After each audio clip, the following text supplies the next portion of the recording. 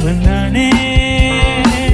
சற்று தொலைவிலே அவள் முகம் பார்த்தேன், அங்கே தொலைந்தவன் தானே. அவள் அள்ளி விட்ட பொய்கள் நடு நடுவே கொஞ்சம் மைகள் இதரோரம் சிரிப்போடு கேட்டுக்கொண்டே நின்றேன். அவள் நின்று பேசும் ஒரு தருணம் என் வாழ்வில் சக்கரை நிமிடம்.